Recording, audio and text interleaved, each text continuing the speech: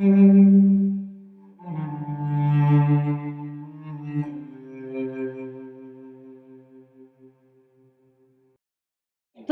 is the power of community. This is what Asheville is all about. These are the people not queuing to take water or food or any supplies. These are the people who are queuing up to volunteer, to help their own neighbors, to help anybody they can.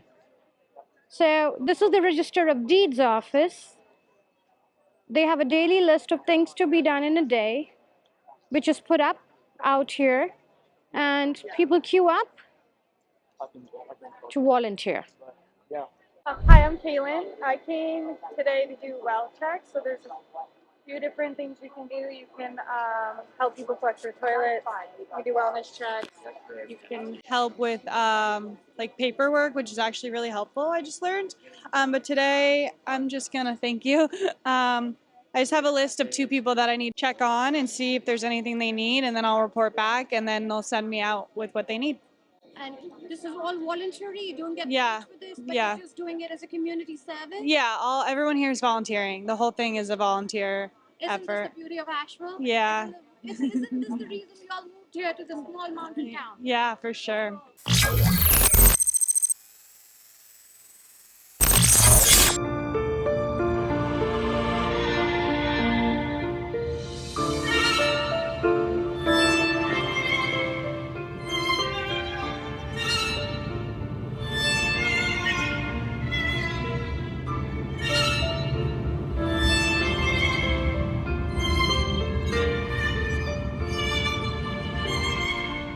This is the area of Swannanoa, and it has been hit very badly. Oh god, everything is unrecognizable. People's homes got washed away in waters. The whole town, there's still 250 people missing. Heart wrenching. People's homes torn apart. Electric poles just broken apart. Where I'm standing right now is next to Swannanoa River, and we have this volunteer organization, Samaritan's Purse, and they are really good Samaritans right now. They are taking the water from the river, the Swannanoa River, putting this into their multi-filtration plant. The water from the river goes inside the filtration plant. The water gets filtered, and through these pipes comes to this unit, which they call as the ground bladder, which collects all the water. All the purified water comes in here, filtered water comes in here. From these pipes, they send this water up here at an elevation level, and then it gets distributed using this pipe.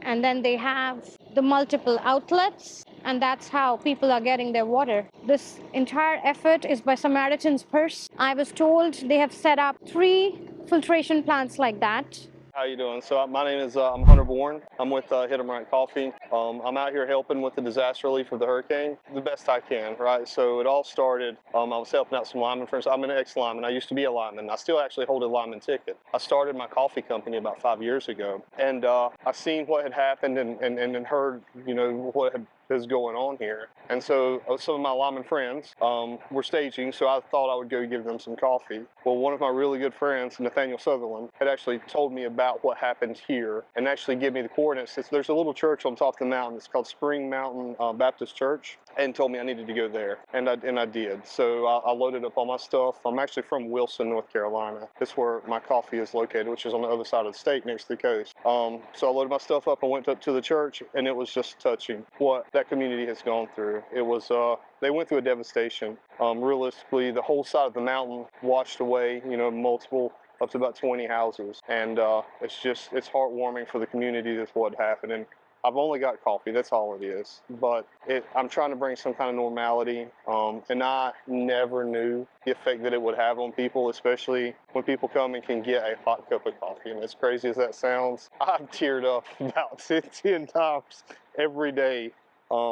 Listen to the stories and just how people are so grateful and thankful. And It's hard. And to see what everybody's doing, everybody, just out of the goodness of their hearts, is just amazing. The words can't really describe what's going on here. You have to be here and see how people are pulling together, especially in such a time of such need and dire. It's amazing. It's what it is.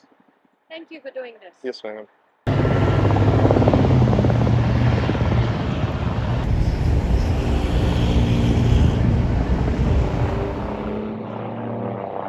There are just lots of helicopters flying in this area. As I said, this place has been hit hard the most. 250 people are still missing, and they're hoping they don't find bodies and they find people alive. This is a gas station in Swannanoa where clothes, supplies, water, canned foods, everything has been brought so that people can take whatever they need. People have bought these buckets from Lowe's, Home Depot. They're just filling it. This is a story everywhere, every part of the town. It's strange, for last 8-9 days, we didn't hear all the destruction which happened in Swannanoa. Media didn't cover it. News is not reporting about this area.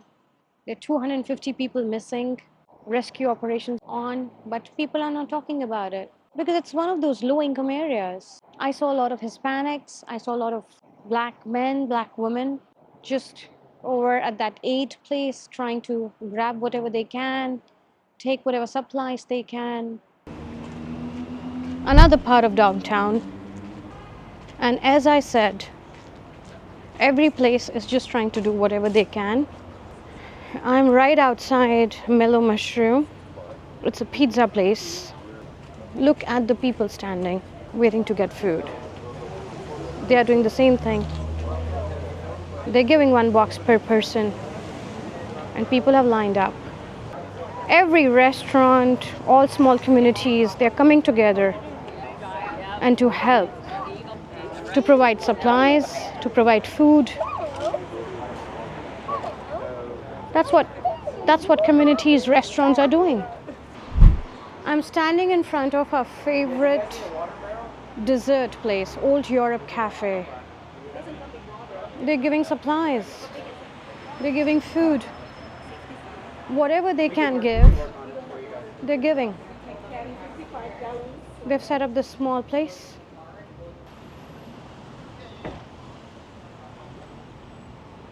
Take care.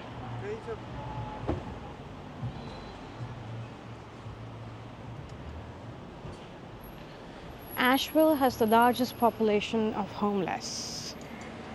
This has been the biggest issue in the city for a long time. They have established shelters for people who are homeless.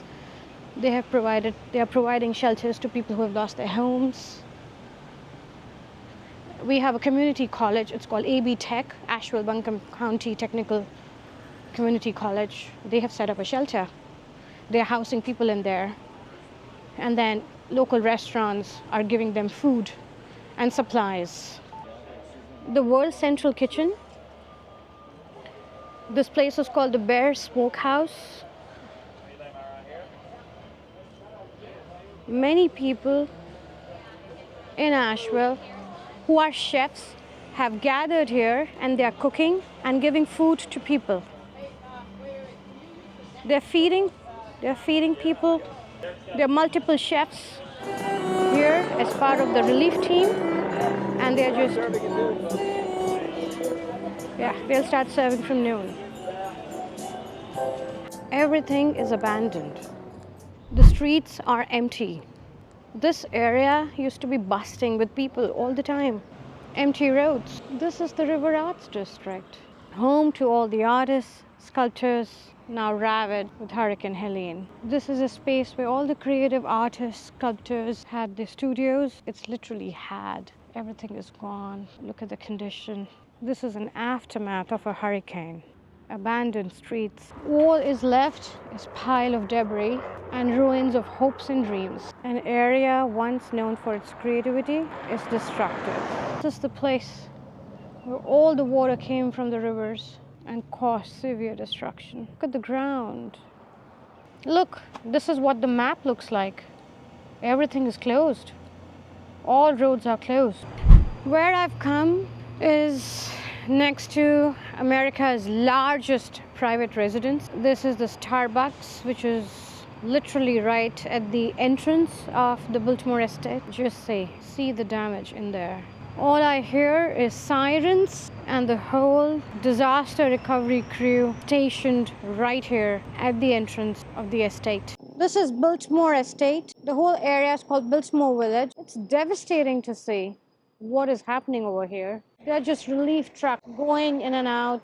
The Biltmore Village area was hit exceptionally hard. The Biltmore Estate, the house, has suffered severe damages. I see Duke stationed. I hear a lot of helicopters. I hear a lot of sirens. The disaster management crew going up and down. Crazy out here. Who would have thought a quaint small town of Asheville will have to see all this? We do not have water. Look at the water tank. They're saying we will be without water until Thanksgiving. They have to reconstruct 1,800 miles of pipeline which brings water to the city. My heart breaks. What a devastation. This historic Biltmore village is the area where people would come, take walks, go around the shops nearby and see the devastation. This place had its own charm, but now rescue operations are in effect. Well, this is a big tank from a gas station that has been raised from the ground. Uh, there is no gas stations nearby here, and how it got here, everybody underestimated this storm and thought that it was going to be bad. Didn't think it was going to be bad, and it got real bad. I mean, you don't understand some of the stuff you see down here under these trees, like people in trees and stuff and everything. It's just so sad to see and hearing all these sad stories from all the people around here. It really breaks my heart. And seeing stuff like that really breaks my heart. It really does. That's all I got to say.